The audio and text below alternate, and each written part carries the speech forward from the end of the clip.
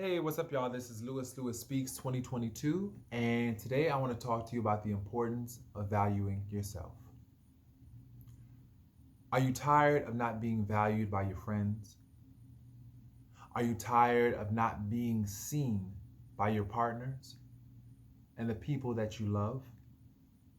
Are you tired of people taking you for granted and taking advantage of your kind nature?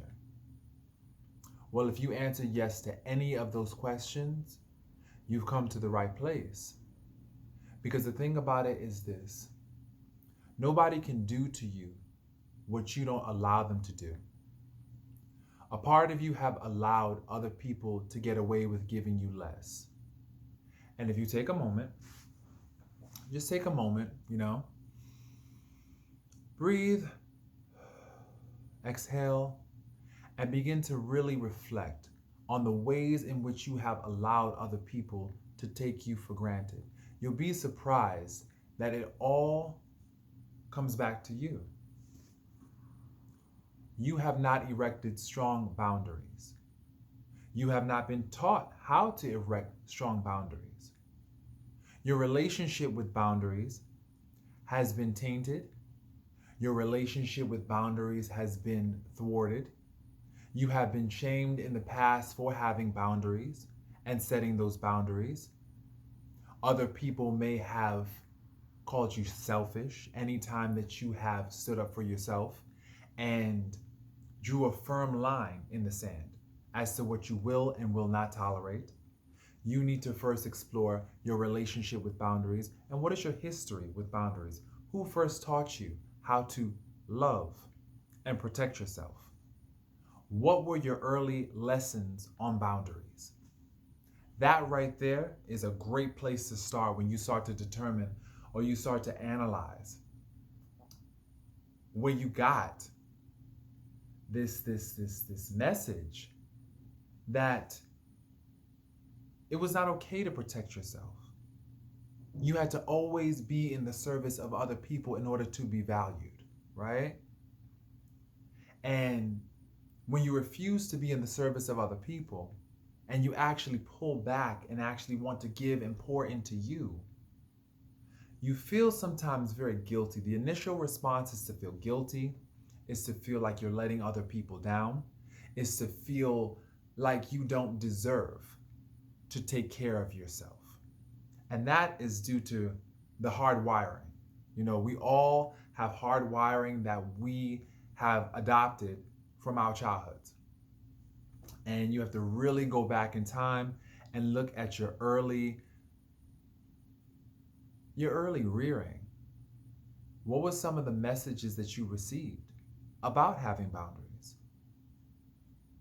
Once you really unpack that bag, that is the beginning of you starting to not only set firm boundaries, but also valuing yourself.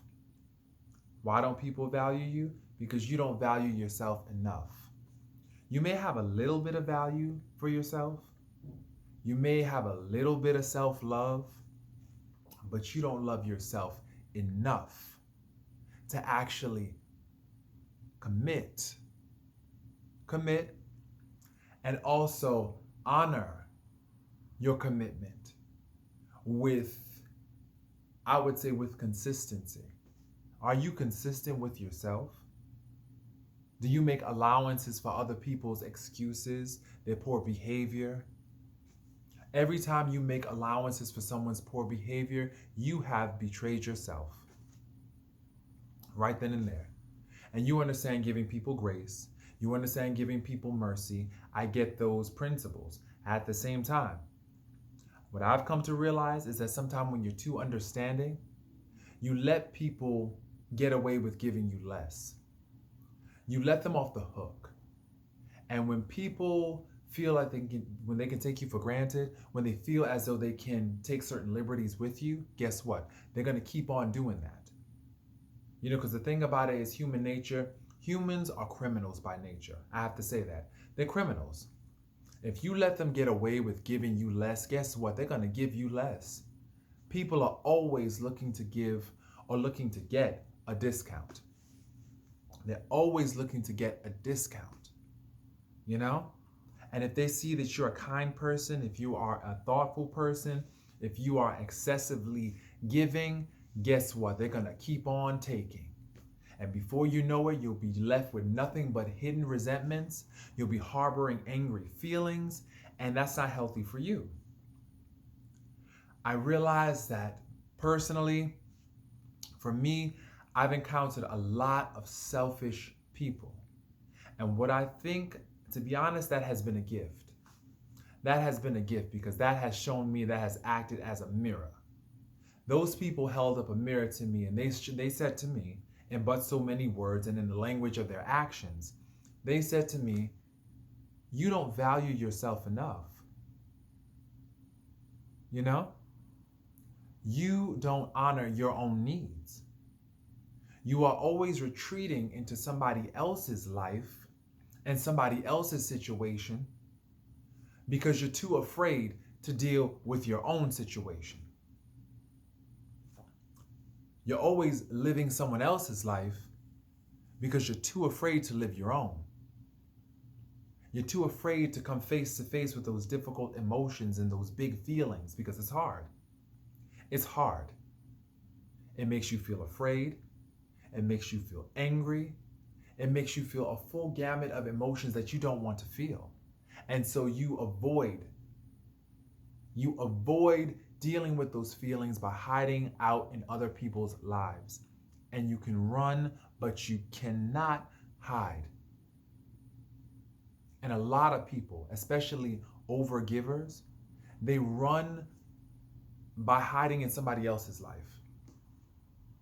They are avoidant. They don't want to deal with their own deficiencies and their own flaws and their own difficult feelings. So they run away into somebody else's life and then they wonder why other people abandon them. Well, guess what?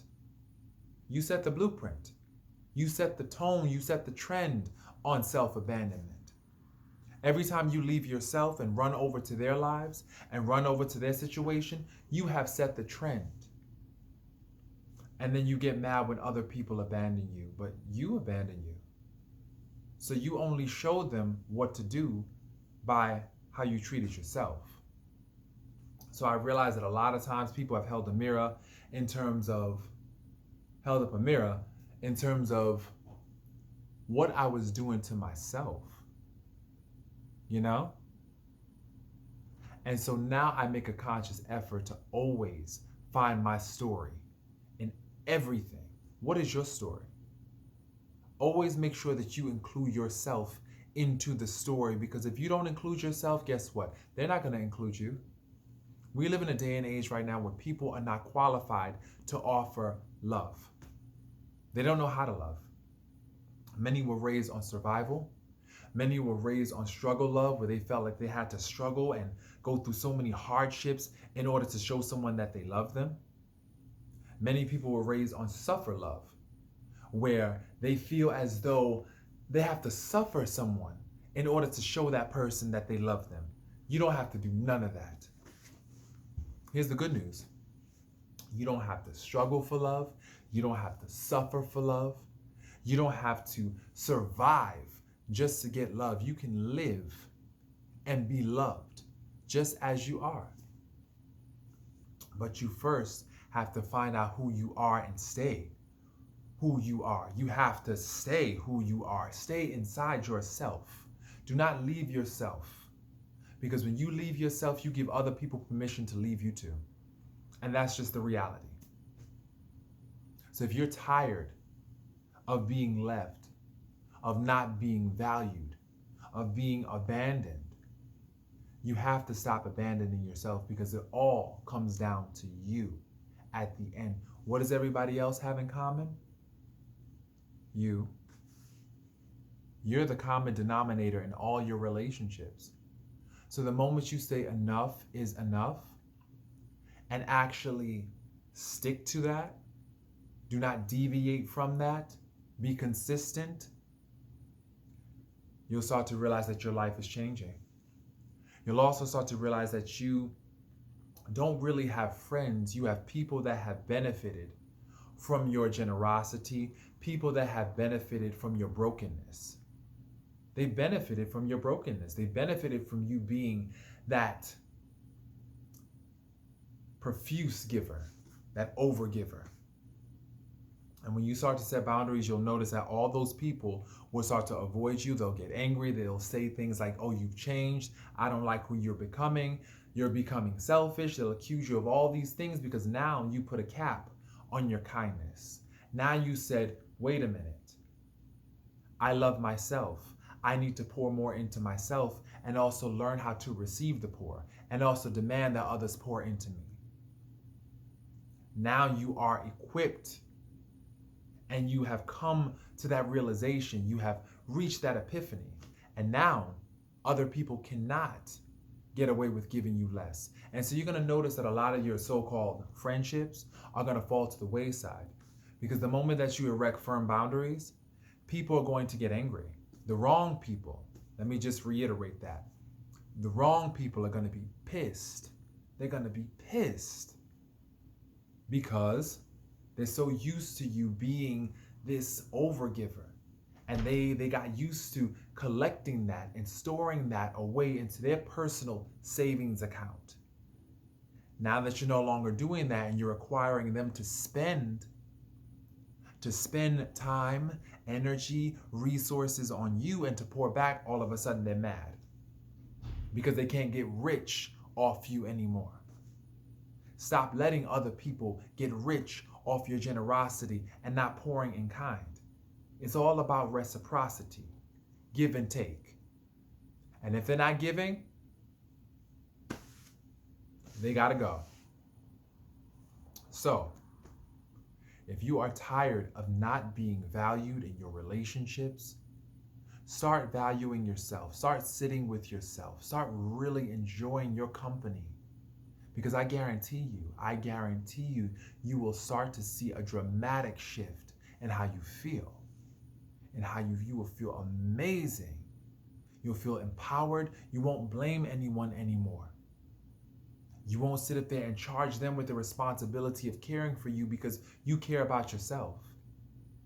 You start to realize the meaning of the word no and how no can protect you. It can protect you from doing things that you don't want to do, things that dishonor you, things that interfere with your desire for integrity in all your actions. You desire integrity. You desire authenticity. And you start to realize that that word no is the beginning of your yes. You telling them no is the beginning of your yes. You're saying yes to yourself. Yes, I commit to you. Yes, I pour into you. Yes, I give you time. Yes, I give you so much love to the point where no one can get away with giving you less than you deserve.